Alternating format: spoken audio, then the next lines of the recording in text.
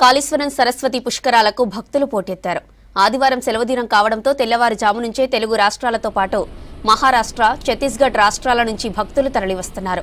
త్రివేణి సంగమంలో భక్తులు పుణ్యస్నానాలు ఆచరించి ప్రత్యేక పూజలు చేసి మొక్కులు చెల్లించుకుంటున్నారు. శ్రీ కాళేశ్వర ముక్తీశ్వర స్వామి ఆలయంలో స్వామివారి దర్శనానికి క్యూ లైన్లో భక్తులు బారులు తీరారు.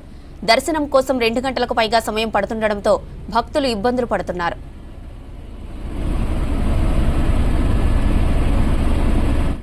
పుష్కరాలకు వచ్చాము. ఇక్కడ హెలికాప్టర్ రైడ్, జాయ్ రైడ్ పెట్టారు అని చెప్తే అందరం వచ్చేసి మా ఫ్యామిలీ అందరం ఎక్కాము. చాలా మంచిగా అనిపించింది. చుట్టుపక్కల లొకేషన్స్ అన్నీ చాలా మంచిగా కనిపించాయి. పైలట్ చాలా అర్థమయ్యేటట్టు అన్నీ చూపించి మంచిగా చెప్పాడు. సో చాలా సంతోషంగా అనిపిస్తుంది మేము ఇక్కడికి వచ్చి ఈ రైడ్ ఎక్కినాను. కాళేశ్వరం పుష్కరాలు 12 సంవత్సరాలకు ఒకసారి వస్తుందనగా ఇక్కడికి ఫ్యామిలీ అందరం కలిసి వచ్చాము. హెలికాప్టర్ రైడ్ ఒకటి ఉంది అనేసి అన్నారు. చాలా బాగుంది ఎక్స్పీరియన్స్ అనేది. పైనుంచి వ్యూస్ కానీ పిల్లలు బాగా ఎంజాయ్ చేయడం చాలా బాగా అనిపించింది. ఇలాంటివి ఎన్నెన్నో పెడుతూ ఉండాలి. 4500 అనేది కొంచెం ఎక్కువ అమౌంటే, కొంచెం తగ్గించి ఉంటే ఇంకొంచెం అందరికీ అఫోర్డబుల్గా ఉండేదేమో అనిపించింది. మేము హెలికాప్టర్ రైడ్ ఎక్కినాం. పైన మొత్తం బాగుంది.